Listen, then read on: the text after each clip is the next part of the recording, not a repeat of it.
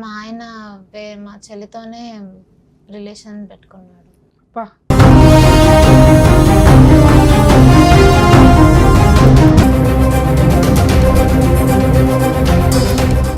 నమస్తే అమ్మా. నమస్తే. ఏంటి ప్రాబ్లం? మా ఆయన మా చెల్లితోనే రిలేషన్ పెట్టుకున్నాడు. అబ్బా! అడిగితేనేమో ప్రూఫ్లు కావాలి అని అంటున్నాడు. ఏమన్నా ప్రూఫ్లు చూపిస్తే నా ముందే నేను నైటే దొరుకుతుంది నాకు ఫోన్. మార్నింగ్ పూట ఇవ్వడు నాకు. నైట్ కూడా నాకు రీసెంట్గా లాక్ పెట్టుకోకుండా పడుకున్నాడు. నేను ఓపెన్ చేసి చూసిన ఒకసారి. చూస్తే వాళ్ళ చాటింగ్ తీసి చూసిన కొత్త కొత్త. మరి అప్పుడు ఎవిడెన్స్ దొరికినట్టే కదమ్మా? దొరికినాయి సార్, నాకు దొరుకుతున్నాయి. నేను అడిగినప్పుడేమో నాకు నా దగ్గర సరే లేదు అని ఏదో ఒక కారణాలు చెప్పింది ఇంతకు ముందు. మొన్న మొత్తం నేను చూసినాక సరే నేను తప్పు చేసినా కానీ పెద్ద తప్పుకు వెళ్ళలేదు అని మాట్లాడుతున్నాడు.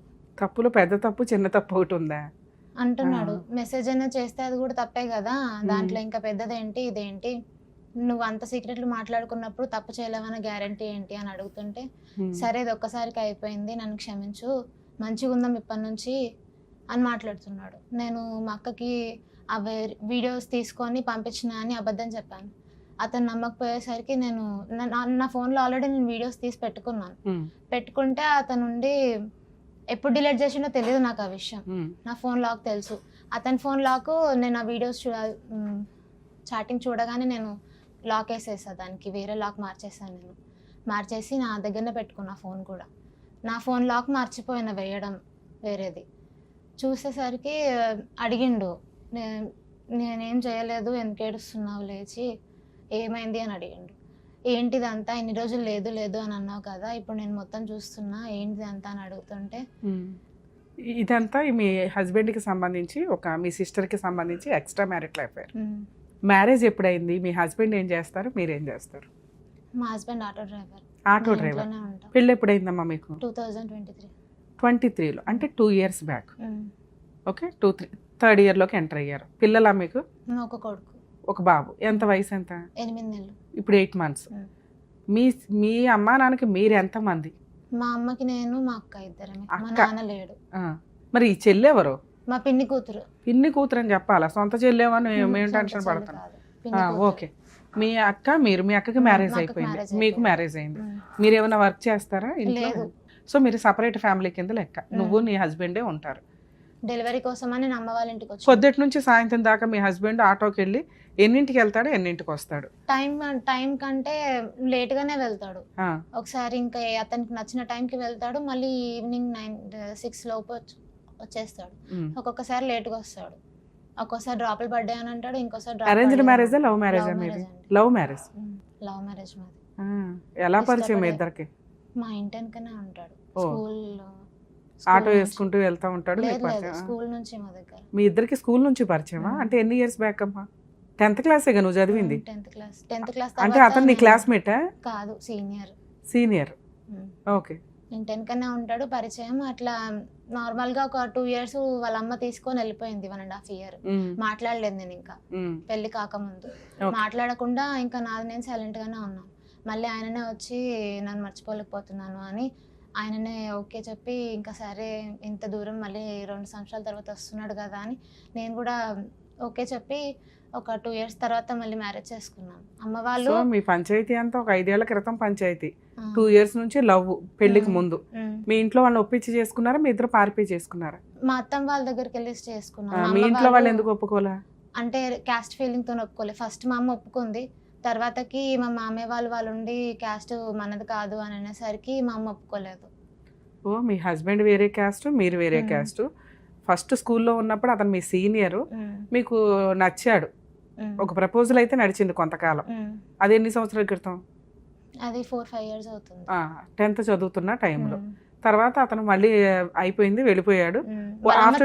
మా గురించి తెలిసినాక మీ స్కూల్లో ఉండగానే మీ పంచాయతీ తెలుసా?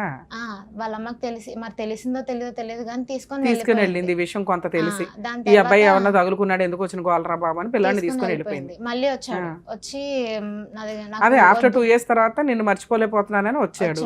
మీరు మళ్ళీ ఒక 2 years కంటిన్యూ అయ్యారు ఫ్రెండ్షిప్ లో, లవ్ లో. 1.5 year తర్వాత మీ ఇంట్లో వాళ్ళకి తెలిసింది, వాళ్ళైతే యాక్సెప్ట్ చేయలే. ఫస్ట్ యాక్సెప్ట్ చేసింది అమ్మ, తర్వాత యాక్సెప్ట్ చేయలేదు. అదే ఇదంతా కుదరదులే అని. మరి మీ అత్తయ్య ఎందుకు యాక్సెప్ట్ చేసింది? అంతకుముందు వద్దు కొడుకు అని కోసం. తీసుకెళ్ళిపోయింది కదా. అది తెలియదండి. కొడుకు కోసం అని పిలిచిండు ఆయన చెప్పిండు, సరే ఇంటికి తీసుకురా అన్నారు. వాళ్ళే పెళ్లి చేసిర్రు, వాళ్ళే అంత చేసిర్రు. తర్వాత అమ్మ ఉండి, నేను ఇంట్లో నేనే చిన్నదాన్ని, అమ్మ అక్క నేను. ఇంకా అమ్మ ఉండి సరే రండి నేను కూడా పెళ్లి చేసిస్తాను, చేసుకున్నావు కదా అని అమ్మ తీసుకెళ్ళిపోయి అమ్మ కూడా రిజిస్టర్ మ్యారేజ్ చేయించింది. రిజిస్టర్ మ్యారేజ్ చేయించారు. తర్వాత మీరిద్దరు హ్యాపీగానే ఉన్నాం. ఎంతకాలం హ్యాపీగా ఉన్నారు? 2 years దాకా హ్యాపీగానే ఉన్నాము. తర్వాత స్టార్ట్ అయ్యింది ఇంకా. అంటే నేను ప్రెగ్నెంట్ ఉన్నాక డెలివరీకి వచ్చా అమ్మ దగ్గరికి 9th month. ఒక్కడే ఉంటున్నాడు ఇంట్లో ఒకడే ఉంటున్నాడు. ఇంకోటి మాకు ఫైనాన్షియల్ గా చాలా ప్రాబ్లమ్స్ వచ్చినాయి. మా ఆటో వాళ్ళ మామయ్య వాళ్ళ తీసేసుకొని వెళ్ళిపోయారు. మేము అతనికి డబ్బులు వేస్తుంటాం కానీ అతను కట్టలేడు, అతను తినేసిండు. దానివల్ల ఆటో తీసుకొని వెళ్ళిపోయాడు. అది తెచ్చుకున్నాక కూడా అతనికి యాక్సిడెంట్ అయింది. నేను ఇంకా అప్పటికి ప్రెగ్నెంట్ 9th month లో ఉన్నాను. అమ్మ వాళ్ళ దగ్గరనే ఉన్నాను. యాక్సిడెంట్ అయిందని చెప్పేసి వాళ్ళ అమ్మకి ఫోన్ చేసి చెప్పిండు. మా అమ్మకు కూడా చెప్పిండు, నాకు చెప్పలే అప్పుడు నేను ప్రెగ్నెంట్ అని చెప్పేసి. కంగారు పడతామని చెప్పలే. ఇంకా అమ్మ వెళ్ళి మా అత్తయ్య కూడా వచ్చిందంట. అత్తయ్య కూడా వచ్చి అమ్మ గిట్టంగా వెళ్ళి తీసుకొని వచ్చిర్రు. వచ్చినాక ఇక్కడే ఉన్నాడు. ఇంకా మా అత్తయ్య అడిగింది, వెళ్దాం నాడు, ఈడేం చేస్తావు, ఆటో కూడా మొత్తం గ్లాసులన్నీ ఇదైపోయినాయి కదా. యాక్సిడెంట్ ఏం జరిగిందమ్మా? ఎవరో అడ్డం వస్తే ఏమైనా డ్యామేజ్ అయింది, అతనికి దెబ్బలు ఏమైనా తగిలినాయా? కొంచెం ఎక్కువ లేవు కానీ లైట్ గానే ఆటో డ్యామేజ్ అయింది. అయితే ఇక్కడ ఏం చేస్తావు? డెలివరీకి ఎన్ని మంత్స్ ముందు వెళ్ళావు? డెలివరీ అయినాక ఎప్పుడు వచ్చావు? లేదు, ఇంక అక్కడే ఉన్నా. ఎన్ని మంత్స్ ముందు వెళ్ళావు? డెలివరీకి 1 month ముందు వెళ్ళా. అంటే 9th month లో ఎంటర్ అయినాక వెళ్ళావు. అక్కడ నుంచి ఇప్పుడు దాకా అక్కడే ఉన్నావు. బాబు పుట్టి 8 months. అంటే 9 to 10 months నుంచి నువ్వు మీ పుట్టింట్లోనే ఉంటున్నావు. అంటే పుట్టింట్లో కాదు, 3 months అమ్మ దగ్గర ఉన్నా. అక్కడనే రూమ్ తీసుకొని కొంచెం దూరంలో ఉంటుంది. ఎందుకు విడిగా?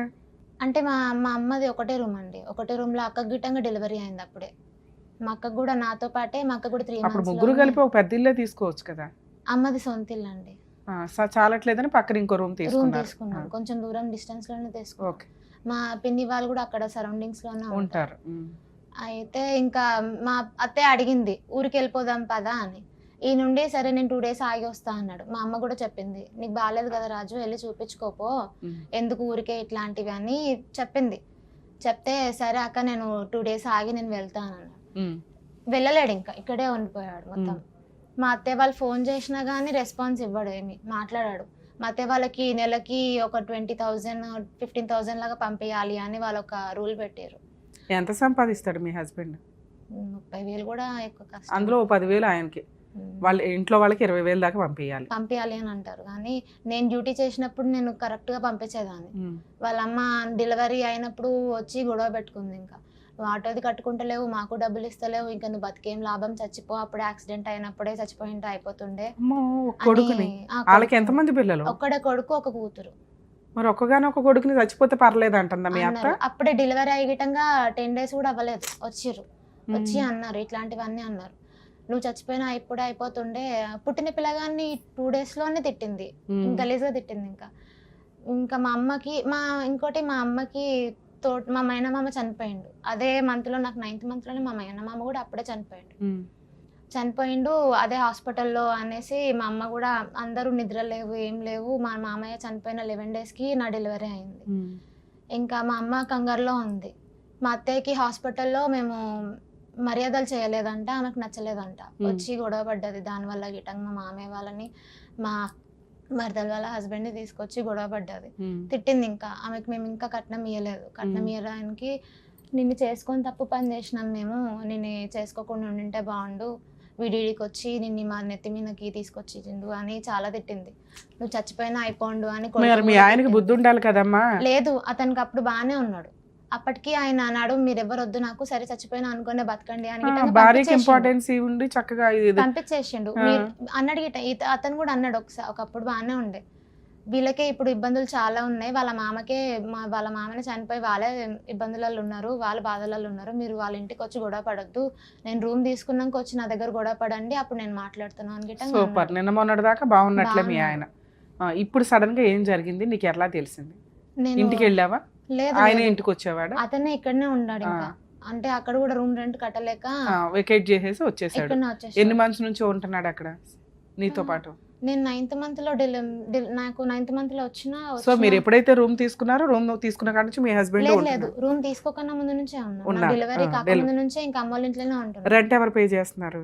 ఏం లేదు, అది ఒక 3 months కి 4 months కి మా ఆయనకి ఇంకా నడపనికి ఇప్పుడు డ్రాప్లు ఏం పడట్లేవు అని నాకు కన్విన్స్ చేస్తే ఇంకా తప్పదు కట్టాలి అన్నట్టు బాబు ఈ సొమ్ములు ఉంటే అవి కుదపెట్టి రెంట్ కట్టి తీసుకొని వచ్చినాను. నేను తీసుకొని వచ్చినాక కొన్ని మా పిన్ని గిట్టంగి ఇచ్చింది డబ్బులు, అదే మీ చెల్లి అని చెప్పాను కదా, ఆమె గిట్టంగి ఇచ్చింది కొన్ని డబ్బులు తీసుకొని వాళ్ళమ్మ.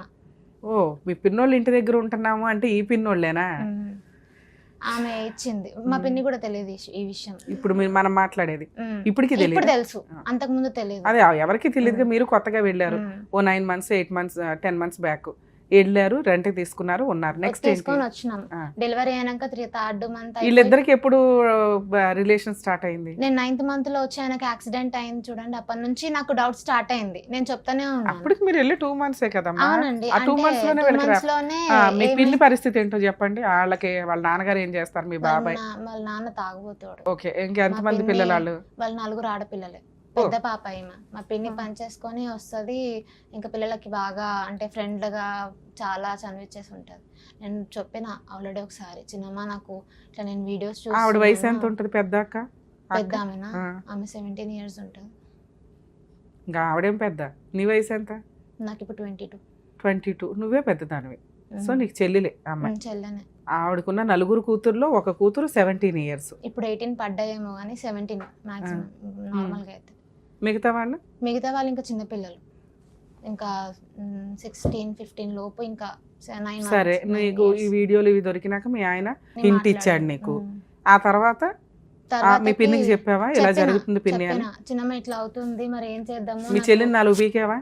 ఫస్ట్ కొట్టినా, కొడితే మా పిన్ని వచ్చి అడిగింది, నా బిడ్డను చంపాలనుకుంటున్నారా మీరు, ఎందుకు వస్తున్నారు ఇట్లా ప్రతిసారి, ఎందుకు మా అమ్మాయి మేము హెల్ప్ చేస్తే ఎదురు మాకే నేను చేస్తున్నారా అని అనటానికి కూడా అవకాశం ఒక అన్నది. ఇంకా వచ్చింది, వచ్చి నువ్వు తెలియకుండా మాట్లాడకు, ఇంతకు ముందు నేను చెప్పిన ఆల్రెడీ నీకు విన్నావా చిన్నమ్మ, నేను ఫోన్ కూడా ఇవ్వద్దు అని చెప్పిన, వింటే ఇంత పరిస్థితి వచ్చేది కాదు కదా. అసలు మీ ఆయనే తనొచ్చు కదా, తప్పు చేస్తే మీ ఆయన కూడా మొన్ననే కొట్టిన, అది గిట్టంగా అయింది.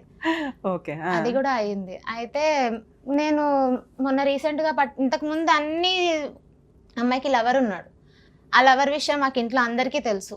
మేము చెప్పినాం, నువ్వు ఓకే అంటే మేము చేసిస్తామని గిట్టంగా చెప్పినాం. సరే నాకు వద్దు అని అనేసింది, మధ్యలో వద్దు అన్నది. తర్వాత చాటింగ్ చేసింది, వాళ్ళ బాబాయ్ వాళ్ళ దగ్గరికి వెళ్ళింది, అక్కడ గొడవ అయింది. అక్కడ అంత తెలిసినప్పుడు కలో గంజు ఇల్లు ఖాళీ చేసేసి దూరంగా వచ్చేయచ్చు కదా. రానంటున్నాడు అతను. మీ ఆయన రానంటున్నాడా? ఇప్పుడు మొన్న రీసెంట్ గా తెలిసినాక ఇంకా కాల్ పట్టు. సో నువ్వు పరిచయం ఉన్నప్పటికీ వాళ్ళు ఎవరో తెలియదు, ఇప్పుడేమో వాళ్ళు కూడా 4 పరిచయం అయ్యారు చక్కగా. అందులో పెద్ద అమ్మాయి బానే ఉంది, నువ్వు ఉన్నా లేకపోయినా ఆ అమ్మాయి నన్న తగులుకోవచ్చారు అనుకుంటున్నాడు. ఇంటి కొంప తీసి నాకు అదే అర్థం అవ్వట్లేదు. ప్రతిసారి నేను ఏది యాక్చువల్గా ఇల్లు ఖాళీ చేసి యువతలకు వచ్చేయాలి, ఎందుకంటే అప్పటిదాకా నీకు సపోర్ట్ చేసిన వ్యక్తి సడన్ గా ఒక అమ్మాయి పరిచయం అయినప్పుడు భార్య నిలదీసింది, కాలర్ పట్టుకొని 4 పీకింది. ఫస్ట్ అడిగితే నేను నాకు తప్పే లేదు అని నన్ను కొట్టేవాడు, ఎవిడెన్స్ దొరికినాక గానీ ఒప్పుకోలే. ఓకే, దానికన్నా ముందు గిట్టంగా చాటింగ్ చేస్తే గిట్టంగా నాకు ఏదో ఒక రీజన్ చెప్పిండు. ఈసారి ఏ రీజన్స్ లేవు చెప్పడానికి, ఇంకా లేకపోయేసరికి సరే నేనే చేయాలనుకుంటున్నావు. వాళ్ళ మధ్య ఫిజికల్ రిలేషన్ కూడా ఉంది అనుకుంటున్నావా? నేను మొన్న అడిగితే మా చెల్లి ఉండి ఫస్ట్ తప్పు చేసినా అని చెప్తుంది. అంటే తప్పు అంటే వాళ్ళ దృష్టిలో ఏంటంటే మాట్లాడడం కూడా తప్పే కదా, అలా ఆ ఉద్దేశం తాను ఉండొచ్చుగా. అది కూడా అడిగాను, తప్పు అని అంటే ఏదో ఒకటి చెప్పాలి కదా కరెక్ట్ గా అడిగిన. ఇంకా నేను అంతా అడిగేసరికి ఏం చెప్పట్లేదు, సైలెంట్గా ఉన్నారు. ఇద్దరిద్దరు చూసుకొని ఏడ్చుకుంటున్నారు. నా ఏడుపు చూడట్లేడు మా ఆయన, ఆమె ఏడుస్తుంటే ఏడుస్తున్నాడు. నాకు ఇంకా అవ్వలేదు, కొట్టి నేను మాట్లాడినా. నేను ఇన్ని ఇయర్స్ నుంచి నా లవ్ చేసి మా వాళ్ళ దగ్గర నేను తన్నులు తిని నీ దగ్గరకు వచ్చేసరికి నువ్వు ఇట్లా నాకు ఇంత పెద్ద గిఫ్ట్ ఇస్తావా అని గిట్టంగా నేను కొట్టిన. చిన్న అబ్బాయి నా కొడుకు, పుట్టినప్పుడు కూడా అసలు నేను డెలివరీ వెళ్ళిన, నాకు అమ్మాయి ఏం చెప్పిందంటే, నువ్వు డెలివరీ ఉన్నావు, అమ్మమ్మ ముసలిది, మా అమ్మమ్మ అది బయట ఉంటుంది, పిల్లలందరూ స్కూల్కి వెళ్ళిపోతారు, మా అమ్మమ్మ మా అమ్మ మా పిన్ని నా దగ్గర ఉన్నారు. ఒక పిన్ని ఏమంటుంది ఫైనల్ గా, నీ ఇష్టం అమ్మ, నాకేం అర్థం అవ్వట్లేదు, నువ్వేం చేస్తే అది చెయ్యను. వాళ్ళ పిల్లని కంట్రోల్ పెట్టుకుంటుందా పెట్టుకోదా చెప్తుంది. నేను అడుగుతుంటే నాకేం సరిగా చెప్పట్లేదు, మొన్న బతిమలాడితే చెప్పింది. సరే, మీ ఆయన బయటికి రానంటానికి కారణం ఏంటి? అక్కడ వెకేట్ చేసి మొన్నటిదాకా రాను అన్నాడు, మొన్న అదంతా చూసినాక వస్తా అన్నాడు. మళ్ళీ మార్నింగ్ మా అక్కకి వీడియోస్ సెండ్ చేసిన అని అబద్ధం చెప్పినాక మార్నింగ్ చెప్పిన. నైట్ అంతా గొడవ స్టార్ట్ అయింది. నైట్ అంతా వీడియోలు ఏమి అంటే నేను వీడియోస్ తీసుకున్నా కానీ మా ఆయన డిలీట్ చేసిండు. నువ్వు డిలీట్ చేసినా కానీ పర్లేదు, నేను మా అక్కకి పెట్టేసిన అని అబద్ధం చెప్పిన. దానివల్ల భయపడ్డాడు. రాత్రంతా అడుక్కున్నాడు. సరే వద్దు, నీ కాళ్ళని చెప్పు చేతిలో ఉంటా, నేను క్షమించు, ఈ ఒక్కసారికి నేనేం తప్పు చేయలేను, మెసేజ్ ఒకటే చేసిన అంటే నేను రిటర్న్ అయినా ఆ రోజు. ఇంకా సరే నువ్వు తప్పే చేసిన అంటున్నావు కదా, నేను గిట్ట మీ చుట్టాలలో ఎవరినో ఒకరిని నేను గిట్ట ఇట్లనే మెసేజ్ చేస్తాను, నేను తప్పు చేయను అని అంటే వద్దు నాన్న అట్లా నాకు. సరే ఏదో కంట్రోల్ చేసావు, అయిపోయింది కదా ప్రాబ్లం. లేదు, మళ్ళీ రిటర్న్ అయ్యిండు. మా అమ్మకు పొద్దున్న కాల్ చేసి ఏమైందా మా అక్క ఇట్లా అంటుంది అని మా అక్క నేను చెప్పినా, నువ్వు 11 o'clock లోపు నాకు మా వాళ్ళతో మాట్లాడనీయకపోతే మా వాళ్ళే ఫోన్ చేస్తారు, మీ వాళ్ళ దాకా వెళ్తుంది అని చెప్పిన. నన్ను ఫోన్ వెళ్ళాడు బయటికి 11కి మా అమ్మ ఫోన్ చేసింది. ఫోన్ చేసి ఏమైందమ్మా ఇట్లా అక్క చెప్తుంది అని అంటే అవును మా నిజమే అని అన్న. ఆయన విన్నాడు. ఇంకా నువ్వేం మాట్లాడుతున్నావు అంటే నా ఫోన్లో రికార్డింగ్స్ ఆన్ ఉంటుంది ఎప్పుడు, విన్నాడు తీసుకొని. అంటే నేను వద్దన్నా కానీ నువ్వు బయట చెప్పినావు. రిటర్న్ అయింది. ఇంకా నా పరువు తీసావు కాబట్టి నువ్వేం చేసుకుంటావు చేసుకో అంటున్నాడా? నేను సరే పోలీస్ స్టేషన్కి వెళ్తే సరిపోయేది కదా, ఎక్కడికి ఎందుకు వచ్చావు? పోలీస్ స్టేషన్కి వెళ్ళినా అండి, కానీ ఆయన మారేటట్టు లేడు అనేసి నేను చెప్పిన. నేను పోలీస్ స్టేషన్కి వెళ్ళినా. మీ ఆయన కూడా తీసుకొస్తే ఏదైనా కౌన్సిలింగ్ ఇచ్చేవాళ్ళ చెప్పినా, వద్దులే అని అన్నారని తీసుకురాలేదు.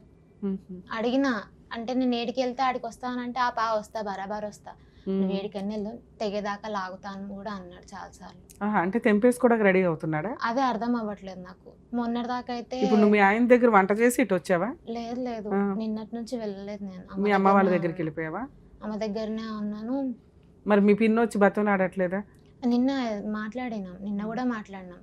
మరి ఏమ్మా మాట్లాడతా అంటున్నాడు కదా, మరి మాట్లాడదామా అంటే నేను చెప్పలేదు, ఎవరికి చెప్పకుండా వచ్చా. అమ్మకు నాకు మా అక్కకే తెలుసు ఇంటికి వచ్చినట్టు. అయితే ఇంకా లేదమ్మా ఈరోజు ఏం మాట్లాడను, నాకు పని ఉంది, రేపు మాట్లాడతాను అని చెప్పి, ఒకవేళ సాయంత్రం తొందరగా వస్తే సాయంత్రం మాట్లాడతా అని చెప్పి నేను ఇక్కడికి వచ్చేసిన. ఇంకా నేను సూపర్ తల్లి. అసలు నీకేం కావాలి? నాకు ఎవిడెన్స్ లేకుండా ఎవిడెన్స్ చూపించు అని అంటున్నాడు. నాకు బాబుని నేను కంట్రోల్లో చేసుకోవాలి. బాబు ఏడుస్తున్నప్పుడు నేను ఇక్కడ వీడిని చూసుకోవాలి, అతను మొబైల్ గుంజుకుంటున్నప్పుడు అతన్ని చూసుకోవాలి. ఇంకోటి నేను లాక్ ఎవిడెన్స్ ఉంటే ఏం చేస్తామనంటే అతను తప్పు తెలుసుకోవాలి కదా మేడం, తప్పు లేదు అని అంటున్నాడు ప్రతిసారి. నీకున్న ఆప్షన్స్ ఏంటి? అతను ఇక్కడ తీసుకురావడం, పోలీస్ స్టేషన్ కేసు ఫస్ట్ పక్కన పెట్టండి, అది సెకండరీ పార్ట్. తేల్చుకుందాం అనుకుంటేనే ఇవన్నీ. ముందు మనకి కావాల్సింది క్లారిటీ. ఈ వ్యక్తి నాతో కలిసి ఉంటాడా, ఉండడు, మారడు, అయినా నేను కలిసి ఉందాం అనుకుంటున్నానా? ఆ వ్యక్తి అంతే. ఈరోజు చెల్లి, రేపు వదిలి ఇంకో పొల్లమ్మ, ఆ తర్వాత ఇంకో ఎల్లమ్మ, ఎవరో ఒకరు తగులుతారు. ఇక్కడికి వచ్చి రాగానే నిన్న మొన్నటిదాకా బాగున్న వ్యక్తి 4 ఆడపిల్లలు కనిపించేసరికి కరెక్ట్గా ఒక ఆవిడని లైన్లో పెట్టేశాడు. నేను ఇక్కడి నుంచి లాక్కొని బయటికి తీసుకెళ్ళి మళ్ళీ ఎక్కడో వేరే చోట పెడితే అక్కడ మళ్ళీ ఇంకెవరిని తగులుకుంటాడు. అలాంటి వ్యక్తి ఇతను కాదా? సరే ఈ ఒక్క ఛాన్స్ తీసుకుందాం అనుకుంటున్నావా? సర్దుకుందాం పిల్లాడు ఉన్నాడని అనుకుంటున్నావా? ఇవి ఈ రోజున నీ ముందున్న మేజర్ ఇష్యూస్, మేజర్ ప్రాబ్లం ఇది. ఎందుకంటే బాల్ నీ గ్రౌండ్కి వచ్చేసింది. ఎవిడెన్స్ ఉందా లేదా పక్కన పెట్టు, నీ మనస్సాక్షికి ఏమనిపిస్తుందో అదే ఫైనల్. ఎందుకంటే భర్త చేసే పనులు భార్యకి తెలిసిపోతాయి. సహజంగా మీరిద్దరూ ఉన్నప్పుడు ఏ పనులు చేశారో అవి వేరే వ్యక్తితో చేస్తున్నప్పుడు అంత తెలియకుండా ఉండదు. లేదు మేడం, ఇంకా భార్యలు చేస్తున్నా భర్తలకి తెలిసావో కానీ భర్తలు చేస్తుంటే భార్యలకి చాలా తెలివితేటలు, నీ 6th సెన్స్కి నీ మనసుకి తెలిసిపోతూ ఉంటుంది. ఇతను ఆవిడతో మెసేజ్లు పెడుతున్నాడు పలానా వాళ్ళు.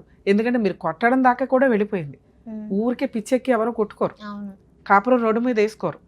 ఒకవేళ నిజమే అతను ఎటువంటి అక్రమ సంబంధం లేదు, సర్దుకోవడానికి నువ్వు ముందు రెడీగా లేవు, నీ మనసు అంగీకరించట్లా. మేబీ మీ ఆయనతో మాట్లాడతాను అనుకుందాం, కాదమ్మా మాట్లాడని అనుకుందాం. మీ ఆయన ఏమంటాడు? మేడం నా పిల్లాడి మీద ఒట్టు, నా భార్య మీద ఒట్టు, నేను అసలు ఎటువంటి సంబంధమే లేదండి, ఈ అమ్మాయికి విపరీతమైన అనుమానం. ఎందుకంటే మీకు ఆల్రెడీ డెలివరీ అయింది, డెలివరీ టైంలో ఈ హార్మోన్ ఇంబ్యాలెన్స్లు గట్టిగానే ఉంటాయి.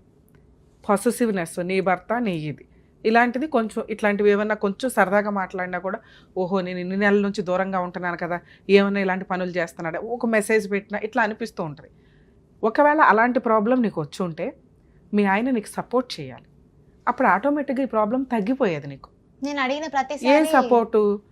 నేను మాట్లాడలేదు తల్లి, నీ తర్వాతే నాకు ఎవరైనా, అది ఎవరితో బయట అమ్మాయి, నువ్వు నా భార్య, నా పిల్లోడు నా వారసుడు, నువ్వేమంటే అది అన్నప్పుడు నువ్వేమంటావు, ఇది ఖాళీ చేసి వెళ్ళిపోదాం అంట. అలా అతను వచ్చేసి ఉంటే నీ ప్రాబ్లం ఆటోమేటిక్గా క్లియర్ అయిపోయేది, ఇక్కడ దాకా రావాల్సిన అవసరం వచ్చేది కాదు. ఏది నిజంగా వాళ్ళ మధ్య అక్రమ సంబంధం లేకపోతే ఆ వ్యక్తి నీకు ఇంపార్టెన్స్ ఇవ్వాలి, ఇస్తాడు. ఇది ఒక ఆప్షన్. ఇలా జరుగుంటే ప్రాబ్లమే లేదు. రెండో ఆప్షన్ చెప్తాను వినండి. పరువు. నిజంగా మా మధ్య అక్రమ సంబంధం లేదు, మీరు అన్నట్లు మా వైఫ్కున్న ఈ డెలివరీ దీనివల్ల ఆ అమ్మాయి ఆ డౌట్ క్రియేట్ చేసుకుంది, నిజం మేడం, ప్రామిస్, నాకు ఎటువంటి అక్రమ సంబంధాలు లేవు, కానీ ఇక్కడి నుంచి నేను అలా వెళ్ళిపోతే ఒక పెళ్లి కాని పిల్ల మీద అభాండం పడినట్టు లెక్క. 2, ఫైనాన్షియల్గా మేము జీరోలో ఉన్నాం, మళ్ళీ ఇంకో చోటకి వెళ్ళి రెంట్లు పెట్టుకుని అప్పులు పాలైపోయే పొజిషన్లో లేవు. 3, ఇక్కడ ఉండడం వల్ల వాళ్ళ అమ్మ వాళ్ళకి వాళ్ళ పిన్ని వాళ్ళకి దగ్గరగా ఉంటుంది ఆ అమ్మాయి. ఇన్ని రకాలు ఉండడం వల్ల నేను నోరు మూసుకుంటున్నాను, నేను ఇక్కడ నుంచి రాలేను మేడం, ఎందుకంటే వస్తే నేను బురద మోసుకెళ్ళినట్టు అవుతుంది అనేది సెకండ్ ఆప్షన్ అయి ఉండొచ్చు. ఇక 3వ ఆప్షన్, అవును అక్రమ సంబంధం ఉంది, ఉంటే ఉండు లేకపోతే దొబ్బే, నేనైతే రాను అనటం. ఇప్పుడు ఈ రెండిట్ల గురించి మనం మాట్లాడుకుందాం. ఫస్ట్ క్లియర్, అతను నీతో వచ్చి ఉంటే అసలు ప్రాబ్లమే లేదు. ఇప్పుడు రెండోది, ఒకవేళ అతను నిజంగా అక్రమ సంబంధం లేదు, పరువు కోసం అక్కడే ఉన్నాడు అనుకుందాం, మరి నువ్వు అతనితో కలిసి ఉంటావా ఉండవా? ఉంటా, అట్లా అంటే ఉంటావు. 2.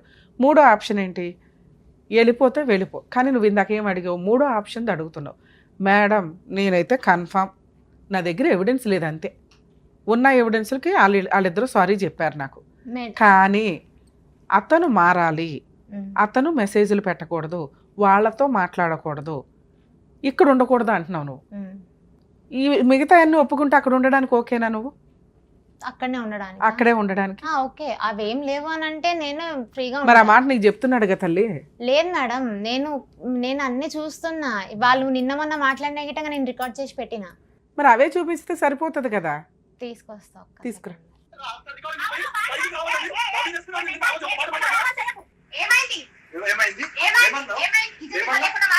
పిల్లలు బాధ్యతలు చెప్పినప్పుడు ఒక బాధ్యత తీసుకోవాలి.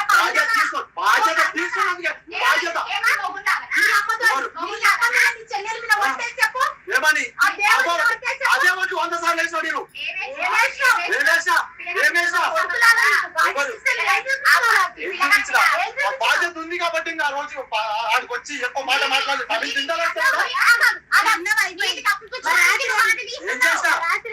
దాని గురించి ఏం చేసాం,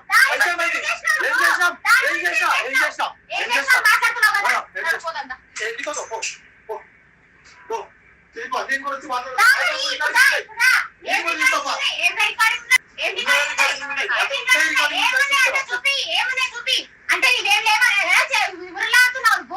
నీ వాయిస్ మీదేనా, నువ్వు మీ ఆయన?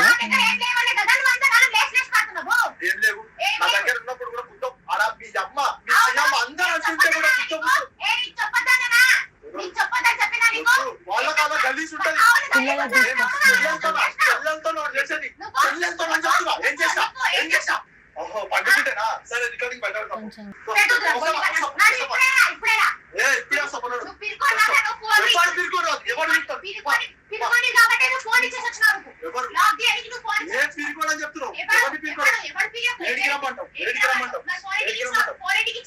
చెప్పమంటే ఎందుకు చెప్పలేదు?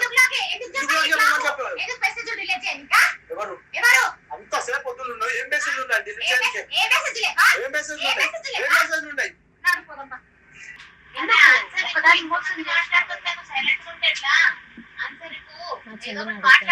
టైం పాస్ మాట్లాడిందంట. నీ చెల్లె నచ్చదే, నీకు ఒక భావన ఎవడో ఉండింటే వాడు కూడా అట్లనే పోయింటే అది నీకు చెల్లెల్లా కనిపించదు. ఆన్సర్ ఇవ్వట్లేదు, అమ్మాయి బయట పెట్టేసినాక అసలు మాట అంటే మాట్లాడట్లేదు. నువ్వు తమ్ముడు వచ్చిన బాధలో ఉన్నావు, టెన్షన్లలో ఉన్నావు, నీకు అన్ని తెలిసి ఇంట్లో ఆడపిల్లలు బాధ్యతగా చూసుకోవచ్చు. ఎవరైనప్పుడు పిల్లతో ఉండాలి కానీ నువ్వు ఇంటికాడ ఏం చేస్తున్నావు అని మా అత్త అడిగింది నన్ను, నీ చెల్లెకి ఎందుకు పెళ్లి కాదు? ఆ బాధ చూడలేకనే అమ్మమ్మ చెప్పితే నేనే ఒక రోజు రాత్రి పూట అక్కడే ఉండు, ఆ పిల్లగానికి ఇద్దరు కష్టమవుతుందని అంటేనే ఉన్నాడు. ఒక రోజు మాకు పిల్లగానికి బాగాలేకపోతే నువ్వు సకా రాలేవు, మా దగ్గర ఉండలేవు, నాకు ఇట్లాంటి డ్రామాలు తెలియదు. నేను మనం అడుగుతానేమో, నేను చిన్న దగ్గర ఉన్నా, వాని దగ్గర ఉన్నా, వీని దగ్గర ఉన్నా, పొద్దున కలిసిందా రాత్రి కలిసిందా, కష్టపడేటోడు కాదు,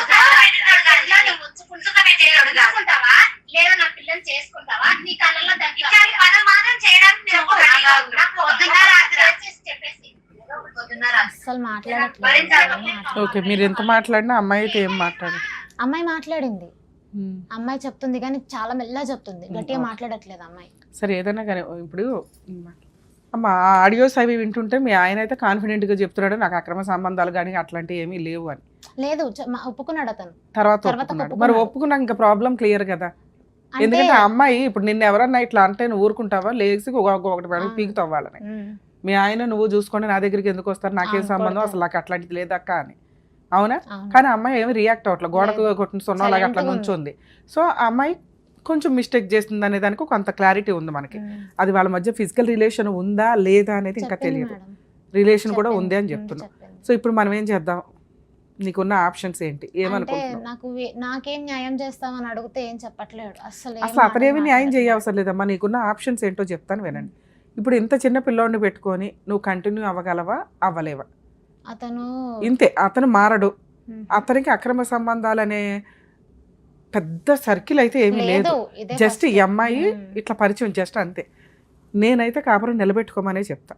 ఆ అమ్మాయిని పెళ్లి చేసుకోవడం కుదరదు మీ ఆయనకి, ఎందుకంటే నువ్వు డైవర్స్ ఇవ్వవు. 2, మీరంతా ఒక చుట్టాలు. ఇలాంటి సర్కిల్లో ఒక అమ్మాయిని పెళ్లి చేసుకొని అదే ఫంక్షన్స్లో నీ ముఖం చూస్తూ పిల్లోడి ముఖం చూస్తూ తిరగడం కుదరదు.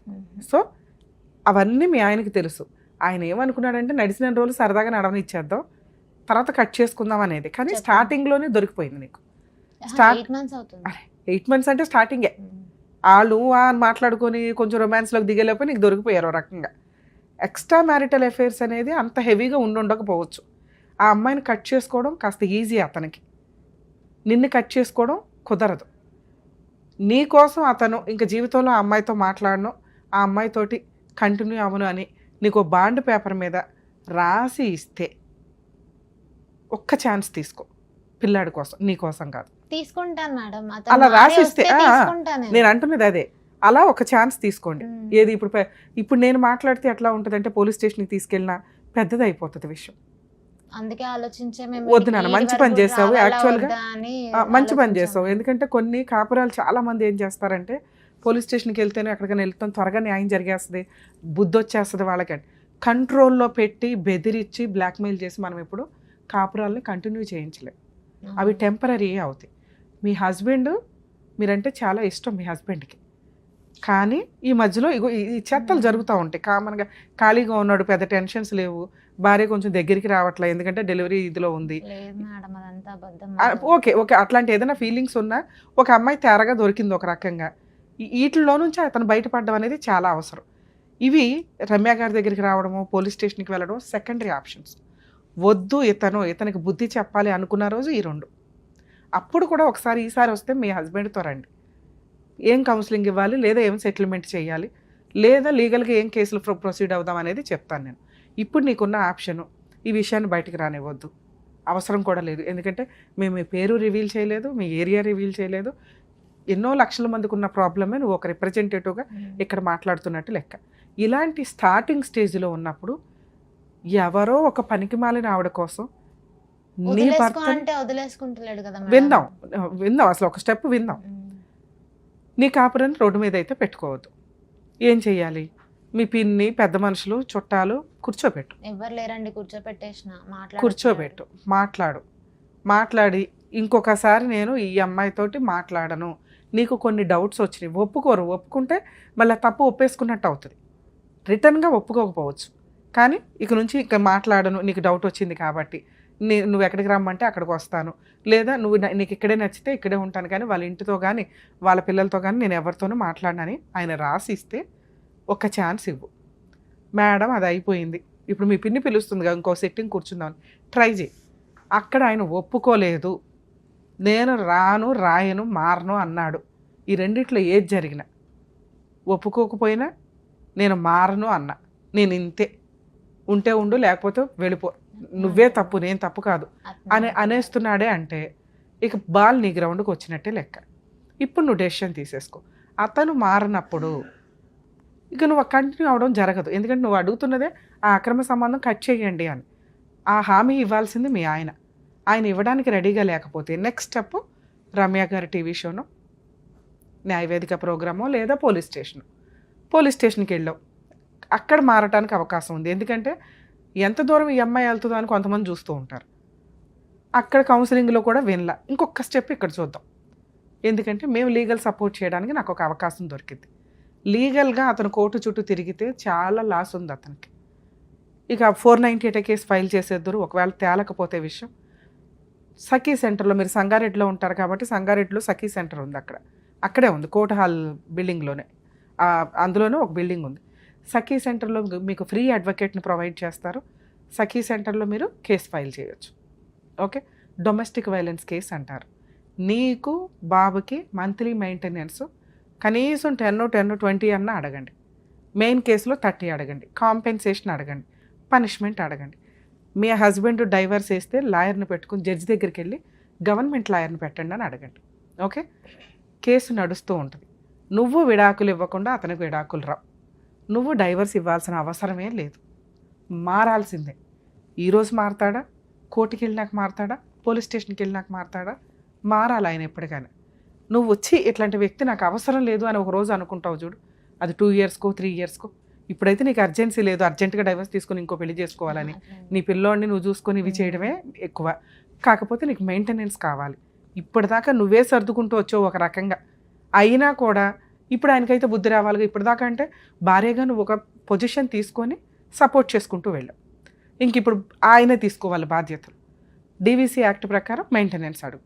ఒక 2 ఇయర్స్ అన్నా దూరంగా ఉంటే మేబీ రియలైజ్ అవుతాడు. ఈ కేసు వేయడానికి ముందు కూడా ఒక 1 మంత్ దూరంగా ఉండు. వెళ్తావు, పెద్ద మనుషుల పంచాయతీ, పిన్ని ద్వారా పంచాయతీ ట్రై చేయి. ఒప్పుకుంటే రిటర్న్గా రాయించుకుని ఒక ఛాన్స్ ఇవ్వు. ఒప్పుకోకపోతే ఒక 1 మంత్ గ్యాప్ తీసుకో. పెద్ద మనుషులు అంటే ఎవరు లేరు, ఉన్న వాళ్ళ ద్వారా వాళ్ళు మా పిన్ని వాళ్ళే. అదే వాళ్ళతోటే అడిగితే ఇంకా గలీజ్గా తిడుతున్నాడు, ఎవడొస్తాడో. ఎవరుంటే వాళ్ళే. ఎందుకంటే ఎవరిని ఒప్పించి నువ్వు పెళ్లి చేసుకోవాలా. నువ్వు మీ హస్బెండ్ ఒక మాట అనుకొని చేసుకున్నారు. నీ మనస్సాక్షికి మీ ఆయన చెప్పేది నచ్చితే ఊరికే వీళ్ళు పెద్ద మనుషులు అంటే మీ పేరెంట్స్, వాళ్ళ పేరెంట్స్ ఇంతవరకు వాళ్ళ పేరెంట్స్ రారంట, మాకు సంబంధం లేదు, మీరు ఏమైనా చేసుకోండి. అదే చేసుకోండి అన్నారు కదా. ఒకసారి మీ పేరెంట్స్తో కూర్చోపెట్టి విను, ఎన్నలా నెక్స్ట్ నేను చెప్పిన స్టెప్స్కి వెళ్ళిపోదు. లేదు అప్పుడే మీ హస్బెండ్ని తీసుకొని ఇక్కడికి రండి. నిజంగా ఆయన కాపురం నిలబెట్టుకోవాలనుకుంటే మళ్ళీ వస్తాడు. ఎపిసోడ్ పార్ట్ 2 చేద్దాం. కౌన్సిలింగ్ అయితే నడుస్తుందిగా. లేదు ఇందాక నేను చెప్పినట్టు లీగల్గా వెళ్ళిపోండి. నేను ఈరోజు మార్నింగ్ కూడా నాకు ఏదో ఒకటి చెప్పు అని క్లారిటీగా అడుగుతుంటే చెప్పలేడు. అసలు నీకేం చెప్పాను నాన్న, కానీ ఒక్కసారి ట్రై చేయి. తర్వాత ఒక 1 మంత్ టైం తీసుకో. అతనికి బ్రీతింగ్ టైం ఉండాలా. ఒక్క రోజులో డెసిషన్స్ మారిపోవు, జీవితాలకు సంబంధించి కదా. నీ వైపు ఉండాలా, అటువైపు ఉండాలా, ఏదో ఒక టైం తీసుకొనివ్వండి. ఓ 15 days 1 month ఆగండి మిగతా ప్రాసెస్కి. ఇంటి దగ్గర పంచాయతీ పెడితే రేపు ఎల్లుండిలో పెట్టుకో. విన్నాడా ఓకే, వినకపోతే ఓ 15 days 20 days తర్వాతే రమ్య గారి షోన పోలీస్ స్టేషన్. ఓకేనా? All the best. జాగ్రత్త, పిల్లడు జాగ్రత్త తల్లి. నువ్వైతే ధైర్యంగా ఉండు. చూసారు కదండి, పేరెంట్స్ని కాదని చిన్న వయసులోనే లవ్ మ్యారేజ్లు చేసుకోవడం, దాన్ని నిలబెట్టుకోలేకపోవడం, ఇందులో మళ్ళీ ఉండే ఫైనాన్షియల్ స్ట్రగుల్స్ చాలా సివియర్గా ఉంటాయి. ఈ రోజున అమ్మాయికి ఉన్న చిన్న బంగారం కూడా తాకట్లు పెట్టి రెంట్లు కట్టుకునే పొజిషన్. మళ్ళీ కానీ ఏమైనా ఫైనాన్షియల్గా కొంచెం సెటిల్ అయినాక పిల్లలకి అంటారా అంటే ఇమ్మీడియట్గా పిల్లల్ని కనేయటం. తీరా చూస్తే ఇందులో మళ్ళీ బంపర్ ఆఫర్ ఒకటి, ఎక్స్ట్రా మ్యారిటల్ అఫైర్స్. అది ఉందా లేదా అని పక్కన పెడితే ఆ టైంలో భార్యకి అనుమానం వచ్చిందంటే అది కన్ఫామ్గా జెంట్స్ కనిపెట్టలేరేమో కానీ లేడీస్ చాలా త్వరగా కనిపెడతారు. ఇందాక మీకు ఎపిసోడ్ మధ్యలో అమ్మాయికి ఇచ్చిన సజెషన్స్లో చెప్పాం. నిజంగా ఆ ఎక్స్ట్రా మ్యారిటల్ అఫైర్ కట్ చేసుకోవాలనుకున్నా, అది అబద్ధం కాకపోయినా దూరంగా వచ్చేయడానికి ఒక ఆప్షన్ భార్య ఇచ్చినప్పుడు వచ్చేసి ఉంటే ప్రాబ్లం అక్కడే సాల్వ్ అయిపోయేది. కానీ ఈ రోజున భూమి మీదకి ఒక బాబు వచ్చేసాడు, తల్లి తండ్రి తన్నుకొని విడిపోయే పొజిషన్లో ఉన్నారు. ఈ పాపం ఇద్దరూ షేర్ చేసుకోవాల్సి వస్తుంది. ఎందుకంటే బతికున్న తండ్రి లేకుండా జీవితం కంటిన్యూ చేయడం అనేది ఆ పిల్లడికి ఎంత పనిష్మెంట్ని మీరు ఇచ్చినట్లు అవుతుంది. సో దయచేసి పిల్లలున్న పేరెంట్స్ 1కి 100 సార్లు ఆలోచించండి. ఇటువంటి రీజన్స్కి కాపురాలు నాశనం చేసుకోవడమా, ఇటువంటి రీజన్స్ క్రియేట్ అయ్యేలాగా ఆ ఇన్సిడెంట్లు క్రియేట్ చేసుకోకుండా ఉండడం ఎంతవరకు మంచిది ఆలోచించుకోండి. ఈ ఎపిసోడ్ల వల్ల వాళ్ళ ప్రాబ్లమే సాల్వ్ చేయడం కాదు, ఇలాంటి ఒక ప్రాబ్లం వస్తే పిల్లోడి జీవితం సర్వనాశనం అయిపోతుంది. అలాగే ఈ అమ్మాయి జీవితం సెకండ్ మ్యారేజ్ కన్నా వెళ్ళాలి, లేదా జీవితకాలం భర్త లేకుండా అన్నా ఉండాలి. తప్పు చేసిన వ్యక్తి భర్త. అతను ఎవరిని తగులుకుంటాడు, అక్కడెక్కడో చిన్న అమ్మాయి ఇప్పుడు 17 years అట, నిజంగా ఆ పిన్ అనే ఆవిడ కేసు ఫైల్ చేస్తే ఆ అబ్బాయి జైలుకి వెళ్ళాలి. మైనర్ అమ్మాయిని ఇష్టపడే అమ్మాయి దగ్గరకు వచ్చిన టచ్ చేస్తే చట్టాలు అంత స్ట్రాంగ్గా ఉన్నాయి. అటువంటిది ఇప్పుడు ఆవిడ కేసు ఫైల్ చేస్తే ఈయన అటువైపు వెళ్తానంటాడు, వాళ్ళు ఇంకా వెయ్యల. సో మైనర్ అమ్మాయిల దగ్గరికి వెళ్ళేటప్పుడు 100 సార్లు ఆలోచించండి. పెళ్ళిళ్ళు అయిన తర్వాత ఎక్స్ట్రా మ్యారిటల్ అఫైర్స్ అనేవి ఎప్పుడూ కూడా డేంజరే. అవి లీగల్గా కోర్టుల చుట్టూ తిప్పడంతో పాటు పిల్లలు ఎవరైతే ఉంటారో పిల్లల యొక్క పాపాన్ని మీరు మూటగట్టుకోవాల్సి వస్తుంది. దయచేసి ఎవరు కూడా ఎక్స్ట్రా మ్యారిటల్ అఫైర్స్ వైపు ఒక్క అడుగు కూడా వేయకండి.